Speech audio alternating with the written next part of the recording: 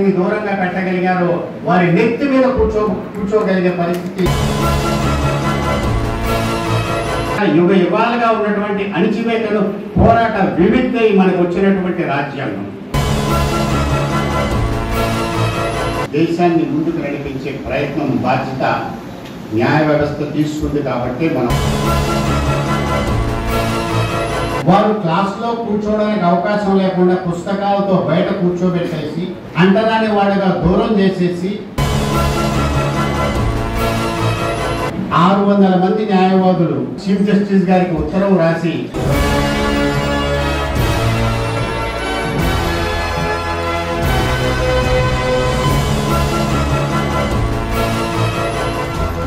అలాగే న్యాయమూర్తులు నా ముందు ఉన్నటువంటి సీనియర్లు నా సహచర సభ్యులందరికీ జై భీమ్.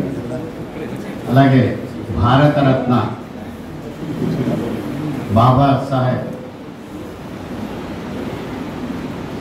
భీమ్రావ్ అంబేద్కర్ గారి 133వ జన్మదిన వేడుకలు ఈరోజు కాకినాడ బార్లో ఇంత ఘనంగా జరగడం, అందులో నేను కూడా భాగస్వామి కావడం చాలా ఆనందించదగ్గ విషయం.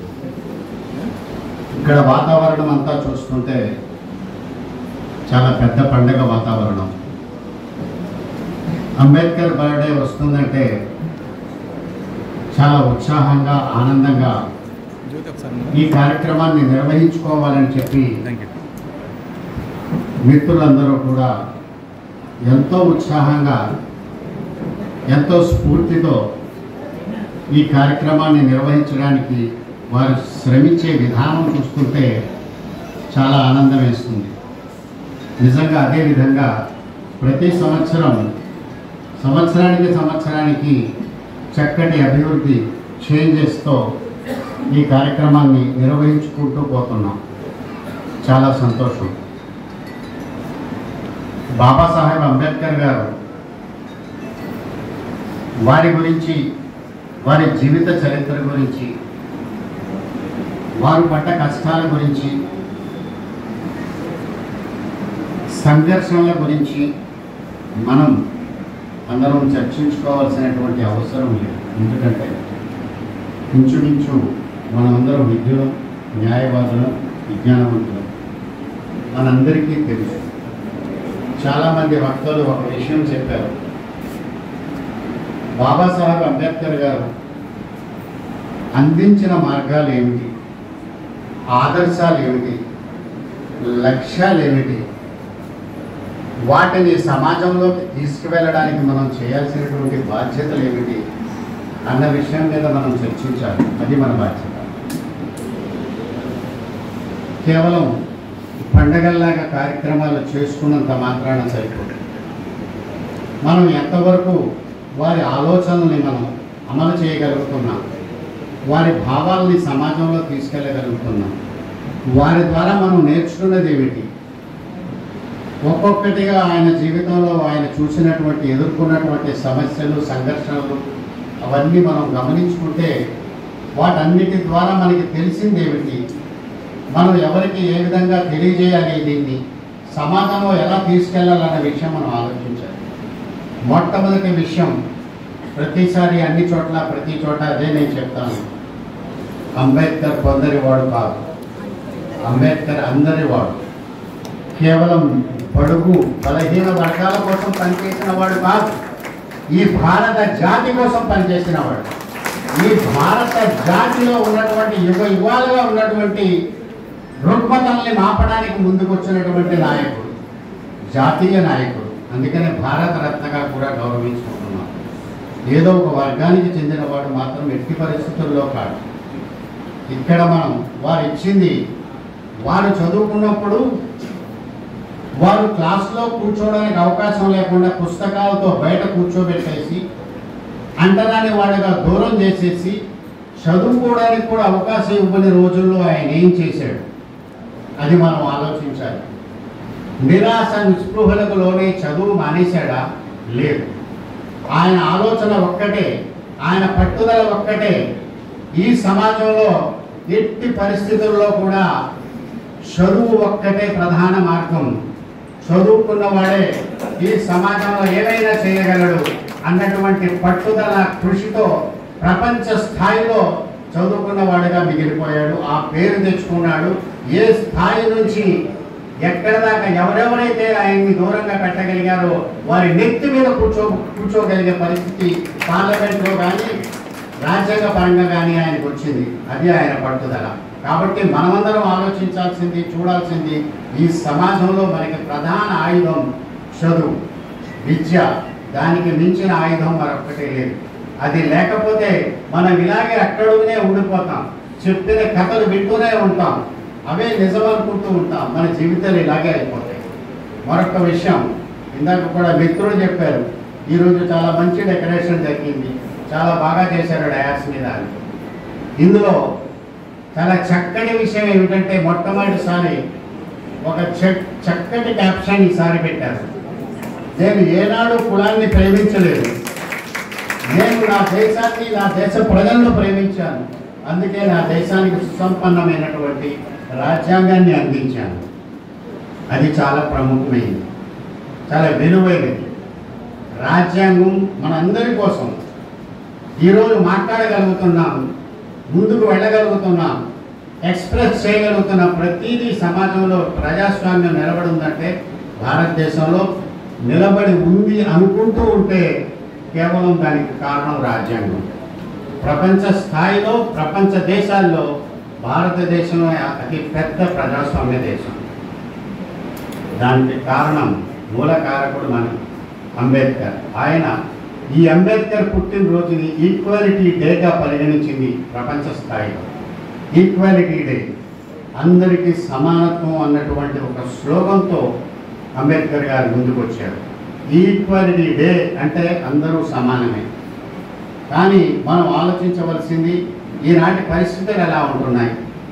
మన రాజ్యాంగం సజావుగా నడుస్తుందా?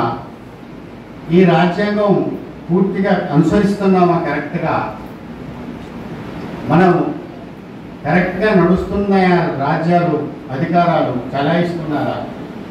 ఎక్కడైనా రాజ్యాంగ ఉల్లంఘన జరుగుతుందా లేదా అన్న విషయాన్ని మనం ఆలోచించుకుంటే చాలా నిరాశ నిస్పృహలు మన దేశంలో ప్రస్తుతం ఆవరించి ఉన్నాయి.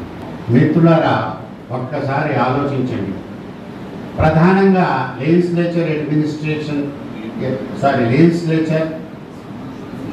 జ్యుడిషియరీ, ఎగ్జిక్యూటివ్, వీటితో పాటుగా సమానంగా మీడియా ఏదైతే ఉందో జర్నలిజం యొక్క స్థానం ఏమిటో మన పోరాటంలో, జాతీయ ఉద్యమంలో చూసాం. ఆనాటి జర్నలిస్టులు, ఆనాటి పత్రికలు, ఆనాటి కవులు, కవితలు వారి యొక్క ఈ సమాజాన్ని ప్రేరేపించినట్టు అనేక విషయాల ద్వారా మనం స్వాతంత్రం సంపాదించుకోగలిగాం. అలాంటి విలువైనటువంటి జర్నలిజం ఈరోజు భారతదేశంలో లేదు. చాలా దురదృష్టకరమైన విషయం. మీడియా పూర్తిగా ఈ దేశంలో అమ్ముడైపోతుందన్నటువంటి బాధాకరమైన విషయాన్ని మనం ఈరోజు చూడగలుగుతున్నాం. పూర్తిగా ఈ దేశంలో మీడియా లేదు.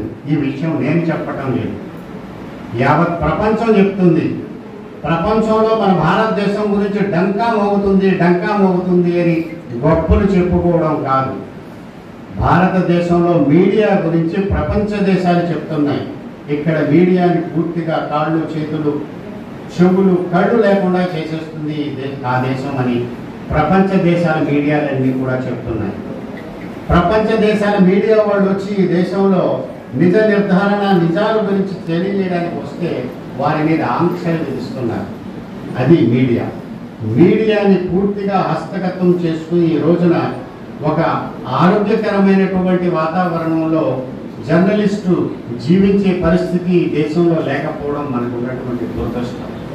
అది ఉండకూడదు. అది అంబేద్కర్ కన్న కల కాదు. అంబేద్కర్ ఆశించిన రాజ్యం కాదు.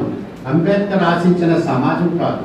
కానీ అంబేద్కర్ ఏవైతే ఆశయాలు, లక్ష్యాలు, ఉద్దేశాలు మనకి నేర్పారో, చెప్పారో వాటిని అమలు చేయడంలో మనం ఏం జరుగుతోంది అన్న విషయం మీద మనం బాగా ఆలోచించాలి. చివరికి స్వతంత్రంగా వ్యవహరించవలసినటువంటి అనేక సంస్థలు, స్వతంత్రంగా వ్యవహరించవలసినటువంటి ఎలక్షన్ కమిషన్ కానీ, ఈడీ కానీ, సిబిఐ కానీ, ఇన్కమ్ ట్యాక్స్ కానీ స్వతంత్ర సంస్థలు కూడా వాటి స్వతంత్రాన్ని పోగొట్టుకుని అధికార పక్షంలో అధికారుల హస్తగతం అయిపోయిన పరిస్థితి దేశంలో ఏర్పడింది. అది మీరు గట్టిగా ఆలోచించండి. దీని మీద మనం ఆలోచించాల్సినటువంటి అవసరం ఉంది. అంబేద్కర్ గారు ఏం చెప్పారు, మన రాజ్యాంగంలో మనకి ఇచ్చింది ఏమిటి, ఏం జరుగుతుంది, ఇది పరిస్థితి. ఇలాంటి పరిస్థితుల్లో నుంచి మనం బయటపడడానికి ఏం చేయాలి, ఏం చేయబోవాలి అన్న విషయాల మీద పూర్తిగా అంబేద్కర్ ఆలోచనల్ని సమాజంలోకి తీసుకెళ్లే ప్రయత్నం చేయాలి. ఒక్క విషయం, ఆనాడు అంబేద్కర్ స్పందించకుండా ఉంటే వ్యక్తిగతంగానే, ఆయన వెనకాల సైన్యం లేదు, జనాలు లేరు, వ్యక్తిగతంగానే స్పందించాడు. స్పందించని గుణం లేనివాడు కదిలే శవంతో సమానం అన్న విషయం ప్రతి ఒక్కరూ గ్రహించాలి. మనం స్పందించకపోతే మన ముందు, మన చుట్టుపక్కల జరుగుతున్నటువంటి రుగ్మతల్ని, అన్యాయాన్ని, అక్రమాలని ఎప్పటికప్పుడు మనం నిలదీయలేని పరిస్థితి మనకు ఉంటే, ఇంకా మనం నిలదీయకపోతే, స్పందించకపోతే దాని అర్థమేమి? అలాంటి పరిస్థితి చెప్పాడా మనకి అంబేద్కర్? లేదు. ఆయన ఒక్కడుగానే పోరాటం చేశాడు. ఆయన ఆత్మవిశ్వాసం, ఆయనకున్నటువంటి ధైర్యం, ఆయనకున్నటువంటి పట్టుదల ఆయన ఆ స్థాయికి తీసుకువెళ్ళగలిగింది. అది మనకి ఆదర్శం కావాలి. మన రాజ్యాంగంలో మనం ఏర్పాటు చేసుకున్నటువంటి అనేక ఆర్టికల్స్ ద్వారా మనకి ఎంతో స్వాతంత్రం ఈ దేశం మనకి వచ్చింది. దాన్ని మనం నిలబెట్టుకోవాల్సినటువంటి అవసరం ఉంది. అంతేకాదు, చివరికి చాలా దురదృష్టకరమైనటువంటి సంఘటనలు ఏ స్థాయికి వెళ్ళిపోయినాయి అంటే, చివరికి న్యాయ వ్యవస్థని కూడా ప్రభావితం చేసే ప్రయత్నాలు ప్రభుత్వాలు చేస్తున్నాయంటే అంతకంటే దురదృష్టకరమైనటువంటి విషయం మరొకటి ఉండదు.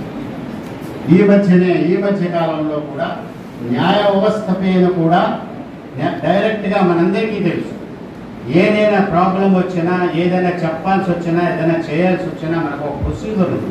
మనమందరం విజ్ఞులం, చదువుకున్న వాళ్ళం, న్యాయవాదులు, మనకు అన్నీ తెలుసు. మనం ఈ విషయాలన్నింటినీ కూడా ఒక కోర్టు ద్వారా, ఒక పిఏఐ ద్వారా ఏదైనా ముందు వెళ్ళాలంటే ఏం చేస్తాం? దానికి ఒక ప్రొసీజర్ ఉంది. ఆ ప్రొసీజర్ ప్రకారమే వెళ్ళాలి. దౌర్భాగ్యం ఏమిటంటే 600 మంది న్యాయవాదులు సుప్రీంకోర్టు చీఫ్ జస్టిస్ గారికి ఉత్తరం రాసి మీ మీద ప్రభావితం జరుగుతుంది, మిమ్మల్ని బ్లాక్మెయిల్ చేసేవాళ్ళు ఉన్నారంటూ ఒక ఉత్తరం రాయడం ఎంత దౌర్భాగ్యకరమైన విషయంలో భారతదేశంలో ఇంతవరకు కూడా అలాంటి దౌర్భాగ్యమైన పరిస్థితి ఎప్పుడూ జరగలేదు. మొట్టమొదటిసారి ఈ మధ్యకాలంలో 600 మంది న్యాయవాదులు ఒక లెటర్, ఒక ఉత్తరం, అది బిల్ కాదు, అది రిట్ కాదు, అది రిప్రజెంటేషన్ కాదు, డైరెక్ట్గా ఒక ఉత్తరం చీఫ్ జస్టిస్ ఆఫ్ ఇండియాకి రాశారు. వారికి జ్ఞానం లేక, విజ్ఞత లేక వారు ఒక పెద్ద తప్పు చేశారు. ఆ తప్పు చేసినటువంటి ఉత్తరాన్ని ఈ దేశంలో బాధ్యతలో పొజిషన్లో ఉన్నటువంటి మన ప్రధాని దాన్ని రీట్వీట్ చేయడం జరిగింది. తిరిగి దాన్ని తిరగదోడి మళ్ళీ రీట్వీట్ చేసి అదొక పెద్ద గొప్ప విషయంగా దాన్ని ప్రకటించడం మరింత దౌర్భాగ్యకరమైన విషయం. ఇవన్నీ చూస్తుంటే న్యాయస్థానాల మీద కూడా ప్రభావం చూపించే ప్రయత్నాలు జరుగుతున్నాయి. కానీ న్యాయస్థానంలో ఇప్పటికీ బాబాసాహెబ్ అంబేద్కర్ గారు చెప్పినట్టుగా, రాజ్యాంగంలో పొందుపరిచినట్టుగా సుప్రీంకోర్టు యొక్క స్కానింగ్ ఎప్పుడు రాజ్యాంగం మీద, లెజిస్లేచర్ మీద ఎప్పుడు ఉంటూనే ఉంది. కాబట్టి అనేక మార్పులు, అనేక రకాలుగా తాకీదులు ఇస్తూ ఈ దేశాన్ని ముందుకు నడిపించే ప్రయత్నం, బాధ్యత న్యాయ వ్యవస్థ తీసుకుంది. కాబట్టి మనం ప్రశాంతంగా ఉండగలుగుతున్నాం. రాబోయే రోజుల్లో ఏం జరుగుతుంది, ఎలా జరుగుతుంది అంటే, ఈ దేశంలో మన దాకా రాలేదు కదా, మనకేం జరగడం లేదు కదా అని ఆలోచిస్తే చాలా పొరపాటు. ఇదే దేశంలో అంబేద్కర్ ఆలోచించిన ఈ భారతదేశంలో ఈశాన్య ప్రాంతాల్లో మణిపూర్ కాలిపోతుంది. లడాఖ్లో కొన్ని వేల కిలోమీటర్లు, చదరపు కిలోమీటర్ల స్థలాన్ని చైనా వాడు ఆక్రమించేసి పేర్లు కూడా మార్చేశాడు. అది ఎవరికి తెలియడం లేదు. మనం దాని గురించి ఆలోచించడం లేదు. ఆలోచింపజేసేటువంటి జర్నలిస్టులు లేరు, ప్రెస్ లేదు, మీడియా లేదు. అది మన దౌర్భాగ్యం. ఏం జరిగిపోతుందో, ఎలా జరిగిపోతుందో అనేది తెలియడం లేదు. మీ అందరికీ తెలుసో తెలియదో కొన్ని వర్గాలను కావాలని పని కట్టుకొని వాళ్ళు అణిచివేసి ఏదైతే అంబేద్కర్ జీవిత కాలంలో వారు అనుభవించారో అలాంటి అనుభవాలు ప్రస్తుతం ఇంకా జరుగుతున్నాయంటే మీరు ఆశ్చర్యపోతారు. ఉత్తరప్రదేశ్లో ఒక మతానికి సంబంధించిన వారు ఆస్తులు అమ్మలేరు, వారికి సంబంధించిన ఆస్తులు వాళ్ళు కొనలేరు. ఇదే భారతదేశంలో ఆ రకమైనటువంటి వాతావరణం మన భారతదేశంలో ఉంది. మీరు నమ్ముతారా? ఇది జరుగుతుంది, యథార్థం. ఉత్తరప్రదేశ్ అతి పెద్ద రాష్ట్రం ఈ దేశంలో. అక్కడ ఒక వర్గం వారి ఆస్తులు అమ్మడానికి వీలు లేదు, కొనడానికి వీలు లేదు. వారికి అక్కడ అందరితో పాటుగా రాజ్యాంగం ఇచ్చినటువంటి అధికారాలు వేటిని కూడా వాడు అమలు చేయడానికి అవకాశం లేదు. ఆ రకమైన పరిస్థితి ప్రస్తుతం భారతదేశంలో ఉంది. మిత్రులారా, బాగా ఆలోచించండి. మనం విజ్ఞులం, మనం విద్యావంతులం. అంబేద్కర్ గారి ఆలోచనలన్నింటినీ సమాజంలో తీసుకెళ్ళడానికి మనం స్పందించాల్సినటువంటి అవసరం ఉంది. కాబట్టి ఈ సందర్భంగా నేను మనవి చేసేది, రాబోయే కాలంలో మనం ఏం చేయాలి? అంబేద్కర్ గారి ఆలోచనలను తీసుకెళ్ళడం అంటే ఏమీ లేదు. ఈ ప్రజాస్వామ్యాన్ని కాపాడుకోవాలి. ఏదైతే ఎంతో కష్టపడి ఎన్నో ఘర్షణకు లోనై అనేక రకాల యుగ యుగాలుగా ఉన్నటువంటి అణిచివేతను పోరాట విముక్తి మనకు వచ్చినటువంటి రాజ్యాంగం. ఆ రాజ్యాంగాన్ని రక్షించుకోవాల్సినటువంటి అవసరం, పరిరక్షించుకోవాల్సినటువంటి బాధ్యత మన విజ్ఞులైనటువంటి విద్యావంతులైనటువంటి మనందరి మీద ఉంది. దీనికోసం ఏం చేయాలి? మనం అందరిలో దీన్ని తీసుకెళ్లాలంటే ఈ భారత్ సెషన్కి సంబంధించి నా యొక్క సూచన ఇప్పుడే చెప్పారు ప్రెసిడెంట్ గారు, ₹1,00,000 ఉన్నాయి మా దగ్గర ఫండ్ అని. ప్రతి 3 నెలలకు ఒకసారి అంబేద్కర్ స్టడీ సర్కిల్ అని పెట్టి ఇక్కడ విద్యావంతుల చేత ఇక్కడ స్పీచ్లు ఇప్పించండి. వారి చేత అంబేద్కర్ జీవిత విషయాల గురించి, వారు ఆశించినటువంటి రాజ్యాంగం గురించి మనం ఏం చేయాలి, ఎలా ఎదుర్కోవాలి, ఈ సమాజంలో ఉన్న రుగ్మతల మీద ఎలా పోరాడాలన్న విషయాల మీద ఒక స్టడీ సర్కిల్ని స్థాపించి వారిని గౌరవించండి. ఆ రకంగా కనీసం 3 నెలలకు ఒకసారి అయినా సరే కార్యక్రమాలను నిర్వహించాలి. అంతేకాకుండా ఈ రాజ్యాంగాన్ని రక్షించుకోవాల్సినటువంటి బాధ్యత ఏ విధంగా అయితే న్యాయవాదులందరూ ఈ దేశానికి స్వాతంత్రం తీసుకురావడానికి పోరాటం చేసి ఏ విధంగా త్యాగాలు చేసి ఈ దేశాన్ని రక్షించుకుని స్వాతంత్రం తెచ్చుకున్నామో అదే పరిస్థితి ఈనాడు తిరిగి వచ్చింది. కాబట్టి మిత్రులారా, న్యాయవాదులందరూ బాధ్యులై ఈ సమాజంలో అంబేద్కర్ భావాలు అంటే రాజ్యాంగ పరిరక్షణ భావాల్ని అందరికీ అందే విధంగా స్పందించి ముందుకు తీసుకువెళ్లాల్సినటువంటి బాధ్యత న్యాయవాదులు అందరి మీద ఉందని చెప్పి తెలియజేస్తూ, దీనికోసం మనమందరం కూడా పోరాటం చేయాలని, ప్రజల్లోకి సమాజంలోకి తీసుకువెళ్ళాలి. అందుకు కావలసినటువంటి ఏర్పాట్లు చేసుకుని ఆ రకమైనటువంటి భావాలతో ముందుకు వెళ్ళాలని కోరుకుంటూ ఈ అవకాశం ఇచ్చినటువంటి ధన్యవాదాలు.